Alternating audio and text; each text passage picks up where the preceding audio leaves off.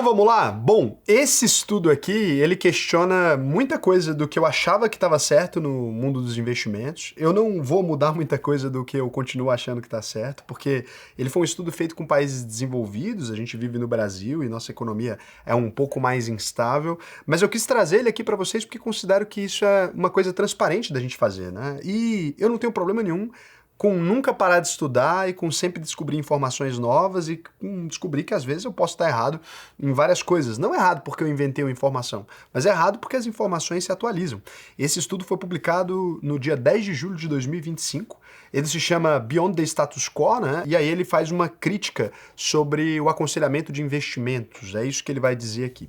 Ele é um estudo extremamente longo, ele tem 89 páginas e ele reúne dados de diversos países que eu vou tentar traduzir para vocês aqui agora e que vai alugar um triplex na sua cabeça acerca de como você cuida dos seus investimentos. E lembrando, se você tem investimento em renda fixa, ou só em renda fixa, ou só em renda variável, ou faz isso e aquilo, lembre-se que você já está melhor que 80% da população do nosso país. E se você acumulou pouco dinheiro, já está melhor que a maior parte da população do planeta Terra, que é todo mundo endividado. Então, não tem porquê, toda vez que sai um estudo novo, você querer mexer em tudo. A estratégia que está funcionando para você, ela pode continuar sendo executada sem maiores problemas. Nem sempre aquilo que rende os melhores retornos numa janela de 50 anos ou de 100 anos é aquilo que a gente deveria fazer. Lembre-se sempre que cada um tem uma mentalidade diferente, aquilo que você vai conseguir cumprir, aquilo que você não vai, aquilo que funciona para você pode não ser o que funciona para mim, tá? Mas vamos estudar. Antes de mais nada, quem é um Sardinha Raiz vai deixar aquele like na confiança. Se você não é um Sardinha Raiz ainda, segura sua mãozinha, considere deixar o seu like, se inscrever aqui no canal. Se o vídeo te agregar, te trouxe algum conhecimento que você ainda não tinha. O estudo completo tá aqui na descrição, você pode ler ele, tá em inglês, tá? Ele foi publicado aí dessa maneira, então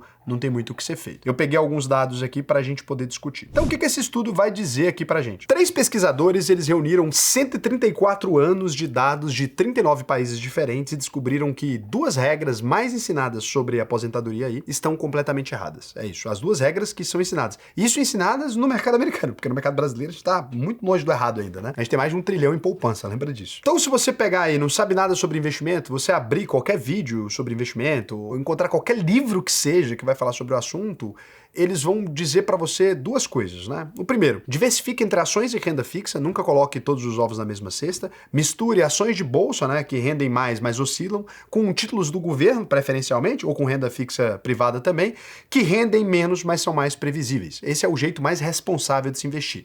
E segundo, quanto mais velho você está, mais conservador você precisa ter. Então, aos 30 anos você deveria ter 80% em ações e aos 60 anos você deveria estar com 30% ou menos. Eu mesmo digo isso aqui com frequência. A ideia é que perto da nossa aposentadoria a gente não deveria tomar muitos riscos. Esses 2 princípios, eles vão estar em praticamente qualquer livro sobre investimento, em qualquer coisa que você leu sobre isso. Inclusive no Benjamin Graham, Investidor Inteligente, livro publicado lá em 1956, que a gente usa como base, ou no Philip Fisher, sei lá, comenta aí o nome que com certeza tá lá. Então os Estados Unidos começaram a transformar, inclusive, esse conteúdo em uma lei. Em 2006, a chamada Pension Protection Act, né, determinou que o investimento padrão nos planos de aposentadoria americanos precisa seguir essa receita. Daí surgiram os fundos de data-alvo, em inglês aí, Target Date Funds, né, o TDFs, fundos que automaticamente vão migrar a quantidade que o investidor tem em ações automaticamente para a renda fixa quanto maior a idade que ele tem. E não estamos dizendo aqui que isso aqui não funciona, isso aqui funciona.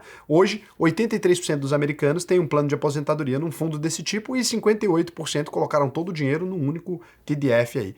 É um investimento mais popular do planeta Terra, porque o mercado americano é o maior do mundo. No Brasil, os fundos data-alvo, eles praticamente não existem, né? Mas essa lógica está em todo lugar, no PGBL, no VGBL, que costumam ser oferecidos em 3 sabores no Brasil. A gente pode chamar conservador, cheio de renda fixa, moderado, que é 60-40, né?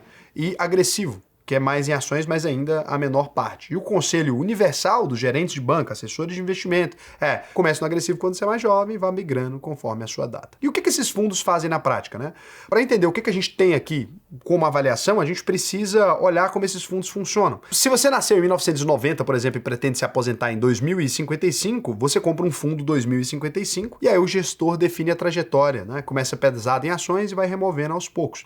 Aqui você consegue ver como é que é a alocação de um um fundo data-alvo padrão aqui ou a alocação que você provavelmente está pensando em fazer se você é um investidor aí. Então, ações domésticas 54%, ações internacionais 36%, títulos 10%, letras aqui eu coloquei zerado, né? Que lá na frente vão ser as letras de curto prazo para você ter liquidez, tá? No momento que você precisar aqui. Então, você vai fazer isso até quando você chegar na aposentadoria, né? E daí depois, faltando 40 anos para aposentadoria, você estaria com a exposição máxima. 10 anos depois da aposentadoria, você já estaria ali com 17% de ações domésticas, 11% de ações internacionais, né? Aqui, ações fora dos Estados Unidos, 62% de títulos e 10% de letras financeiras para poder bancar seu custo de vida, e assim você vai fazendo. Até o final, onde você estaria com 73% do seu patrimônio em títulos públicos e letras de curto prazo aqui, com mais 10%, mesma coisa, tá? Seria Tesouro Selic e tesouros diferentes aqui, a NTNB. Então você estaria ali com 83% do seu patrimônio em títulos e letras, e você estaria com 17% em ações ali, né? Se você reparar, né, com 25 anos você vai ter 90% em ações, na aposentadoria você vai ter 27% e aos 80 ou 90 anos vai sobrar 17% em ações. Por trás dessa tese, né, você tem anos aí de dados de pesquisadores do mundo inteiro, né? Os artigos de Coco e do Meinhardt lá de 2005, eles vão mostrar isso. William Bengen, né, que vão criar as regras do 4% de saldo no primeiro ano de aposentadoria e vai ajustando para a inflação. Essa regra está em praticamente qualquer livro de finanças pessoais aí. E aí, a regra então deve funcionar, né? Bom, é exatamente essa certeza aqui que esse artigo vai tentar desafiar com 134 anos de dados. O que os pesquisadores descobriram, né? Aqui foram 3 pesquisadores, então, eles refizeram essa conta, mas com a metodologia um pouco diferente. E o resultado, ele vai contradizer tudo aquilo que foi ensinado. Para fazer o estudo, o que eles planejaram, então? Um modelo de um casal americano dos 25 aos 95 anos. Eles vão poupar parte do salário todo mês, eles vão receber previdência social na aposentadoria e podem morrer a qualquer hora, com possibilidades reais de mortes aí, tiradas de dados sobre mortalidade, tá? O computador vai testar milhares de combinações de carteiras aqui, tanto em ações domésticas, quanto em ações internacionais, quanto em títulos, quanto em caixa, e vai tentar chegar naquilo que maximiza o bem-estar do casal.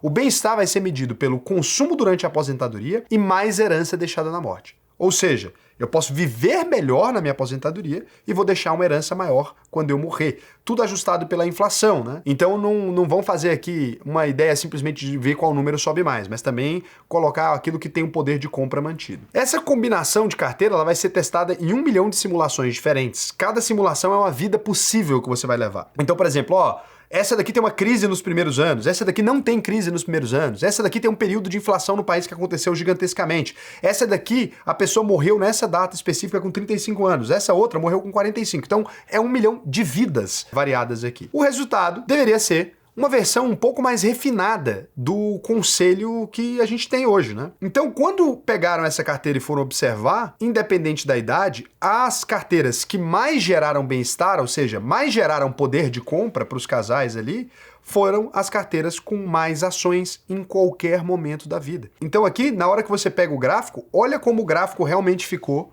quando a gente olha para a qualidade de vida dessas pessoas, ou seja, o poder de compra ali e quanta herança eles deixaram. Quando você pega todas as vidas, essas 1 milhão de vidas, elas mostraram com uma carteira começando já com 36% de ações domésticas ali, americanas, né, e 64% de ações internacionais, foi o melhor cenário.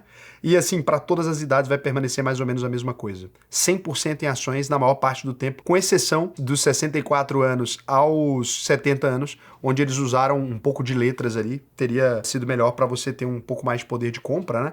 E você vai vendo ali, as ações, você morre com 90 e poucos anos, você pode morrer e ainda faria mais sentido ter mais ações aqui. Então, o cenário em todas as análises possíveis foi 30% em ações americanas, 70% em ações de outros países, praticamente zero em títulos, e mais surpreendente ainda, essa proporção não mudou dos 25 aos 95 anos. Não seria conveniente no início da sua aposentadoria ter que vender ações em queda, por isso colocou letras ali para manter a paz de espírito, sei lá por quê.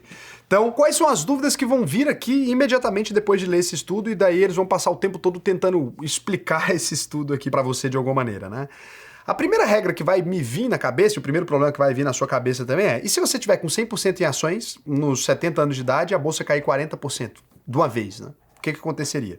E daí os pesquisadores anteciparam isso e eles testam qual a probabilidade do casal chegar ao zero ali, ou seja, acabar todo o dinheiro antes de morrer. porque eles poderiam chamar isso de ruína, né? Então, o casal não tem mais dinheiro para ir vendendo as ações e morrer. Com essa estratégia ótima, quase toda em ações, essa possibilidade de ruína, ela é de 6,7%. E se você mantiver aquele fundo, data-alvo padrão americano, aquele que migra 73% em títulos, a probabilidade de ruína é de 19,7%, dependendo do momento, porque você vai resgatando ali aquele dinheiro e você pode acabar quebrando, né? A primeira coisa que você vai pensar é que não faz tanto sentido isso, né? Como que essa estratégia agressiva ali, ela pode ter menos risco do que a conservadora. E aí ele separa essa explicação aqui, lembrando que títulos não são tão seguros assim em horizontes longos, né? Que ações internacionais vão proteger melhor, porque a inflação, ela corrói a renda fixa. Isso, inclusive, eu fui checar, e é verdade. Se você pegar aqui os dados, né, da taxa de juros real, de juro americana, dos últimos anos, né, de 1995 até 2026, que seriam aí dos últimos 30 anos, mais ou menos,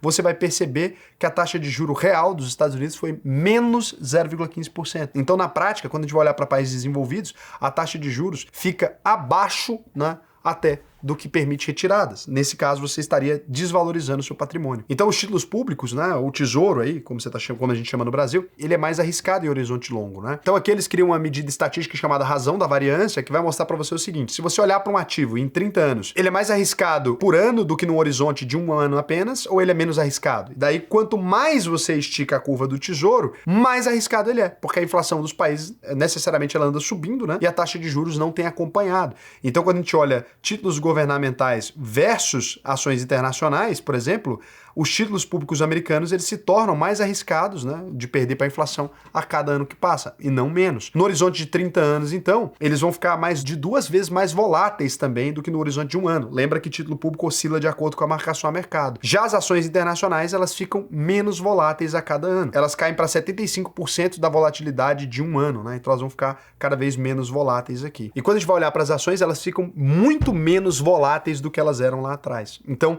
a inflação vai derreter os títulos públicos aqui, ao passo que as ações vão ficar muito mais estáveis. Aqui você tem, então, esse impacto. E quando você vai olhar para a inflação, a mesma coisa, né? Correlação dos títulos com a inflação, menos 0,78 aqui, comparado com apenas menos 0,07 das ações domésticas. Então eles não têm correlação. E as ações internacionais, obviamente, não têm correlação alguma, né, com a inflação doméstica dos Estados Unidos ali, pelo menos em longo prazo. Então, menos 0,01. Então, quando a inflação sobe demais em horizontes longos, os títulos públicos vão afundar e as ações internacionais, elas têm praticamente uma correlação zero. Por quê? Elas estão descorrelacionadas da inflação. Faz sentido, né? Quando a taxa de juros aumenta porque a inflação está mais agressiva, as ações até têm um impacto negativo. Mas assim que a inflação começa a cair de novo, as ações costumam se beneficiar muito desses ciclos, né? Empresas conseguem repassar a inflação dos seus produtos, já os títulos públicos, eles não conseguem, e é exatamente por isso que a longo prazo os países conseguem se endividar infinitamente sem se preocupar com o que vai acontecer com a inflação, porque eles podem simplesmente imprimir mais dinheiro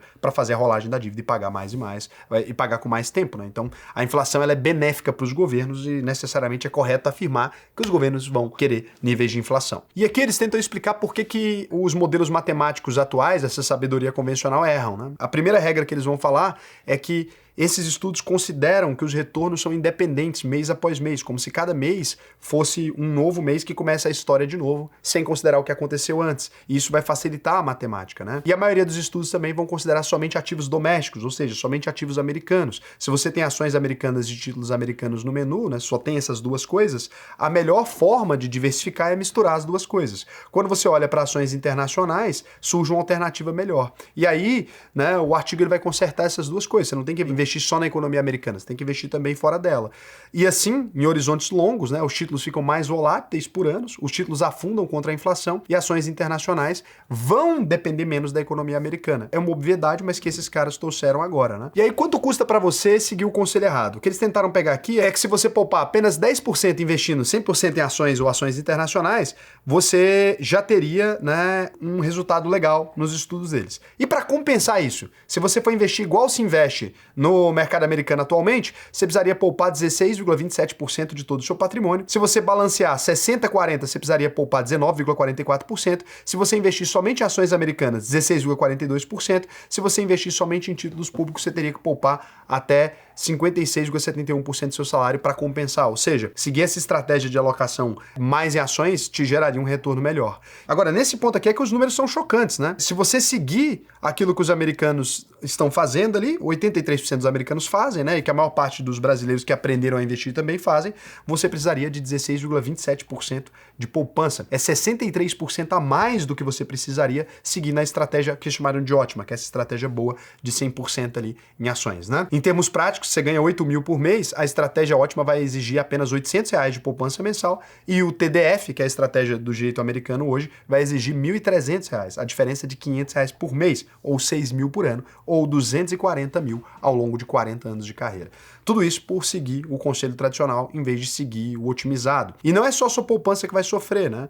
Se você olhar quanto dinheiro você vai ter, riqueza média na aposentadoria, na estratégia ótima você teria $1.060.000, na estratégia que é atual americana você teria $770.000, na estratégia balanceada você teria $710.000, em ações somente domésticas você teria $1.020.000, ou seja, não é tão diferente, em letras você teria $270.000. A probabilidade de ruína também, né, chance de zerar antes da morte, somente investindo no Tesouro Nacional você teria 38,9%, investindo somente em ações domésticas americanas 17,1%, balanceado 16,9%, com a estratégia dos fundos atuais de pensão americanos 19,7%, na estratégia ótima 6,7% somente. Ou seja, você precisa investir 63% a mais para igualar com a estratégia ótima ali,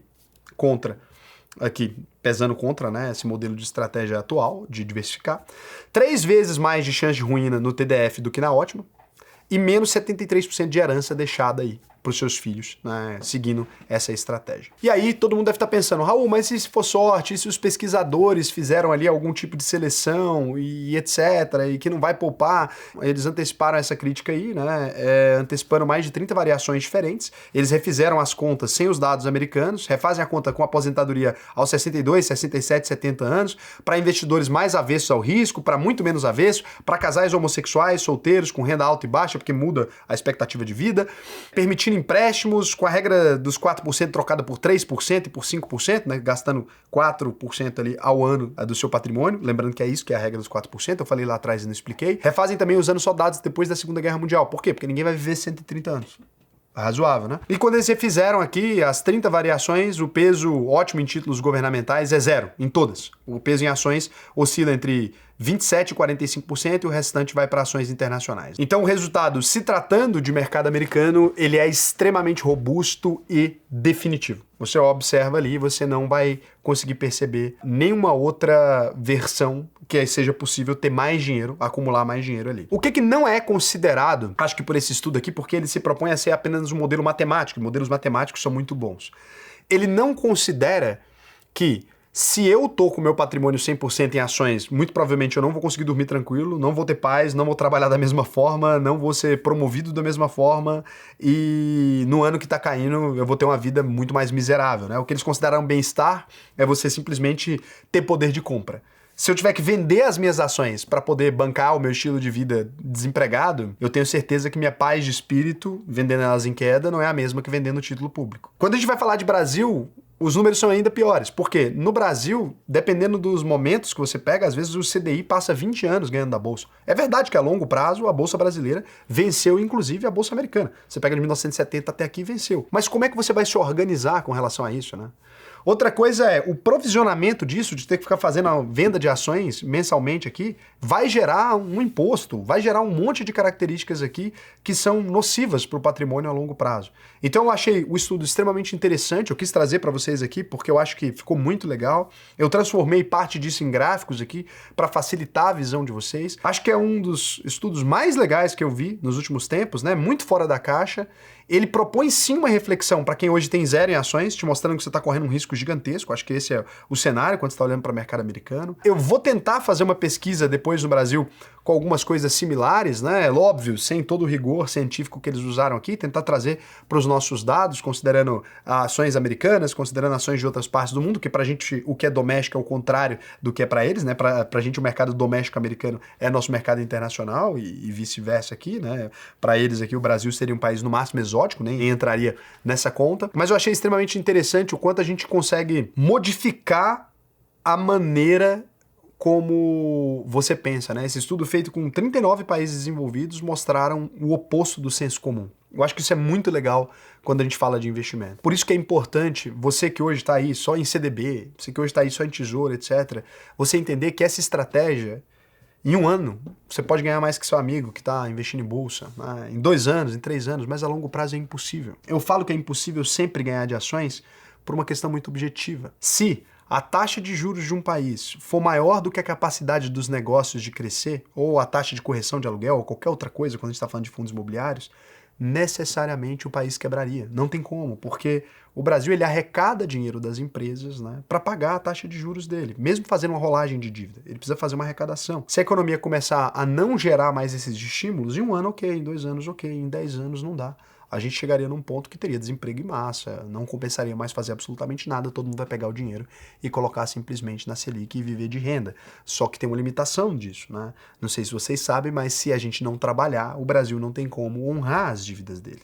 Então, obviamente, né, é de se estranhar que tenha levado tanto tempo para alguém chegar na conclusão mais óbvia de todas. Pedaços de empresas vencem enormemente a taxa de juros de qualquer país no longo prazo. Segundo aspecto, a inflação do seu país está menos correlacionada com, né, a economia de outros países e, obviamente, se você está investindo para se aposentar, o melhor é você não ter uma relação tão direta com o IPCA do seu país. Ray Dalio tinha falado isso no Santo Graal dos Investimentos. Então, acho que eles pegaram um monte de coisas complexas e transformaram numa coisa super simples. Vou deixar aqui, né, o estudo aqui embaixo para você que tem paciência para ler. Peço desculpa pelo resumo, pela simplificação que eu fiz, é que trazer conteúdo técnico aqui nem sempre gera bons resultados. E se você quiser aprender a diversificar bem a sua carteira, tem um método que eu diria que vai funcionar melhor que isso aqui, que é utilizar a renda fixa como um gatilho para comprar ações na baixa. Pelo menos é isso que todos os dados históricos que a gente observou, eles mostram que você consegue fugir dos mercados de alta sem querer, usando a renda fixa, num método que eu chamei de método burro. Se você quiser aprender a fazer isso e cuidar bem do seu patrimônio, se você já ganha mais de R$ 4.500 por mês, Raul, eu ganho menos, você não tem nada para mim, tem aqui um curso gratuito que vai te ensinar o básico sobre investimentos. Agora, se você já quer um mais avançado, se você já quer aprender mesmo a investir no Brasil e no mundo inteiro, o que eu vou te recomendar é entrar na maior escola de investimentos do Brasil, que também é a consultoria Top 1, alvp.com.br. Clica no botão Faça sua análise de perfil. Você vai clicar aqui, me contar um pouco da sua vida financeira. Depois a gente vai te chamar no WhatsApp, trocar uma ideia, número verificado, bonitinho, para você não cair em golpe, entender o que você tem feito, quais são os seus objetivos. Raul, além de estudar, eu queria que alguém desse uma olhada na minha carteira. Se seu patrimônio for maior, a gente vai fazer isso para você. Raul, além de estudar e investir no Brasil, eu queria investir lá fora. A gente também tem como abrir para você uma conta offshore. Tranquilo, pode investir no Brasil, nos Estados Unidos, na Europa, na China. Não, Raul, além disso, eu precisava ainda que alguém desse uma olhada, porque eu tenho um patrimônio maior e talvez eu precise abrir uma holding, talvez eu precise de um contato da Wealth, né? Tudo isso tem. A UVP, ela tem uma gama gigantesca de empresas lá dentro. Quando eu falo aqui da simplificação da escola, é porque a escola é o primeiro passo, mas a gente tem câmbio, a gente tem conta corporate, né, para você que já tem empresa e precisa de uma conta para resolver seus problemas, cartão de crédito internacional para empresas também. A gente tem aqui a consultoria, a gente tem a Wealth que cuida dessas coisas, né, para estruturação de offshore, etc. A gente tem a UVP Pro para você que quer migrar para o mercado financeiro. E a escola é o primeiro passo em destinar isso. Isso aqui é só o primeiro passo. Depois que você der o primeiro passo, vai poder dar todos esses passos aqui. E agora, eu vou verificar se vocês fizeram alguma pergunta pra mim, mas, espero que vocês tenham gostado do vídeo. Sei que não é o tipo de conteúdo que vocês gostam de ver no YouTube, gostam de uma coisa mais rasa. Eu acho que isso aqui é muito profundo, né? Mas eu acho que é o trabalho aqui do canal fazer esse tipo de coisa num ambiente com tanta coisa rasa, vídeos longos. Então, 81, Gabriel. O da UVP tem esses benefícios, diferença de valor. Melhor, quais dos benefícios do vídeo tem no cartão Black da UVP? Então, os benefícios do cartão Black da UVP você encontra lá no painel da UVP. A gente tem cashback, tem milha sim, parcelamento lá você pode fazer. A gente não tem compra protegida no cartão, porque a gente não tem, ele é um Black, né? Não é um Gold. Então, O Mastercard Black, ele não tem mais essa proteção, porque a Mastercard desativou, isso não era benefício de banco. Então nenhum Black tem mais, tá? Não só o da UVP, mas nenhum Black tem mais, como eu disse aí. Será que funciona com aquela cobrança de C6 de proteção de conta? Toda vez que eu cancelava, eles reativavam. Sim, funciona nesse vídeo de como dar prejuízo no banco. Premium. Raul, o banco pode te impedir de ter crédito ou cartões porque você fez um acordo com o banco com desconto, agora ele quer receber o equivalente a esse desconto? Com certeza. Se você usou um banco e deu calote e ele ligou para negociar, ele pode inclusive nunca mais te permitir ter cartão de crédito daquele banco, gente. Ele pode fazer o que ele quiser. É o serviço, né? Porque ele vai pegar e te dar crédito pra você dar calote de novo? Não faz sentido, né? Vocês têm que também ter noção. Beijo pra vocês.